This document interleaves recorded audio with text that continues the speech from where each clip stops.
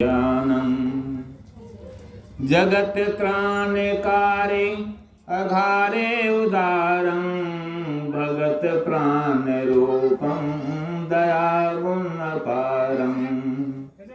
नमो सद्गुरु ज्ञान दाता सुस्वामी नमामि नमामि नमामि नमामि। बंदो गुरुपद कंज कृपा सिंधु नर रूप हरे महामोहतम कुंज जासु वचन रवि करनिक। धन्य धन्य सतगुरु सुखद महिमा कहे न जाए। जो कुछ कहो तुम्हारी कृपा मोते कछु न बसै। श्री सद्गुरु महाराज की जय। और व्यक्त रूप में प्रातः स्मरणीय अनंत विभू से सृष्टि के कण कण में विराजमान श्री सद्गुरु महाराज को मेरा साष्टांग प्रणाम। व्यक्त रूप में मंचस्थ बाबा को मेरा बारंबार प्रणाम। और इस सत्संग स्थल पर आए हुए सत्संगी महानुभावों सज्जन वृंद भक्तिमती माताएं एवं करुणामय बहनों तथा भोले भाले बच्चों सभी को मेरा बारंबार प्रणाम। अभी यह आज का सत्संग सुबह से ही डॉक्टर श्री अनिरुद्ध यादव जी के निवास स्थान पर हो रहा है। और अभी हम लोग अपराह्न कालीन के सत्संग में श्री रामचरितमानस सार सटीक सप्तम सोपान उत्तर कांड से पाठ में है। विषय बना है बड़े भाग्य के संबंध में, मनुष्य शरीर के संबंध।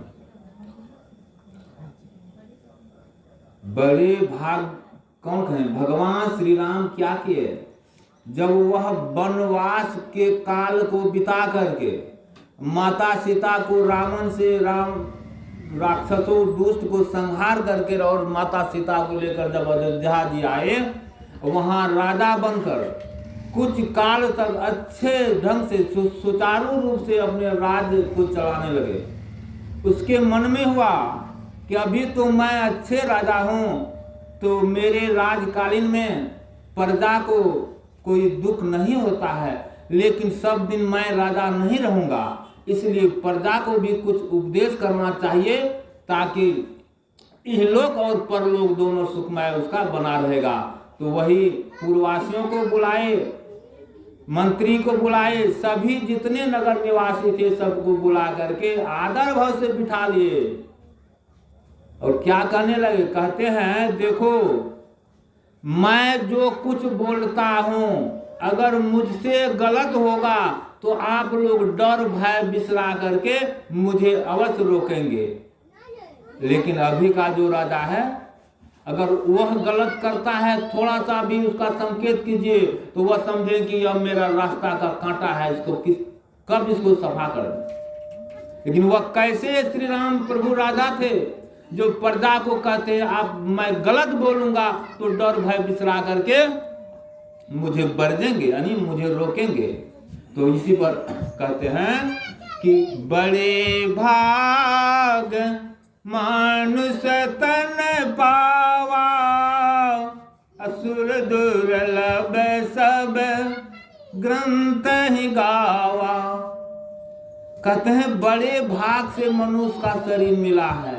और कहते हैं इतना मैं ही नहीं कहता हूँ, सब ग्रंथ वेद शास्त्र सब कहते हैं। लेकिन इस बात को, इस वाणी को, इस चौपाई को सुन करके हम मनुष्य इठला जाते हैं, मन प्रफुल्लित हो जाता है कि हम लोगों का मनुष्य का शरीर मिला है बड़े भाग से, तो बस मन प्रफुल्लित हो जाता है। लेकिन नहीं, कहते हैं तब बड़े भाग का सदुपयोगिता होगा जब बड़े भाग पाइए सतसंगा बिनहु प्रयास हो ही भव भंगा।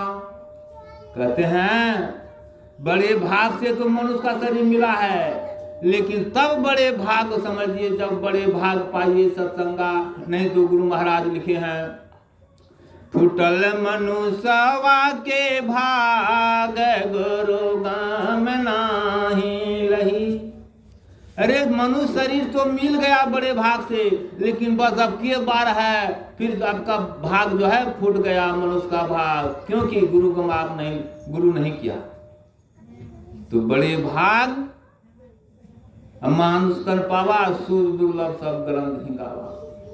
बड़े भाग है मनुष्य शरीर, लेकिन क्यों मनुष्य शरीर को बड़े भाग क्यों बताए हैं? इसलिए सबसे बड़ा जानवर हाथी है।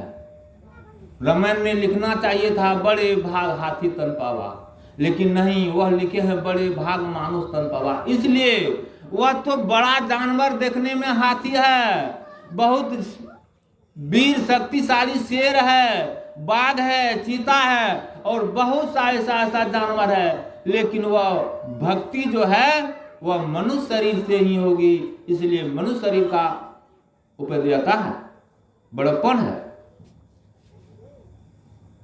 लेकिन हम लोग क्या करते हैं? क्या अभी गांव में लोग नहीं हैं? इतने ही आदमी हैं। सत्संग हो रहा है, सत्संग में सबको होना चाहिए।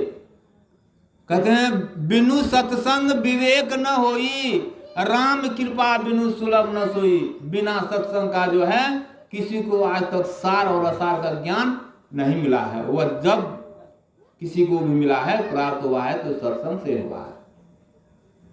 तो मनुष्य शरीर में जो है भक्ति की यह सीढ़ी है। एक बात बताइए, हम लोगों को नदी पार करना है, नदी में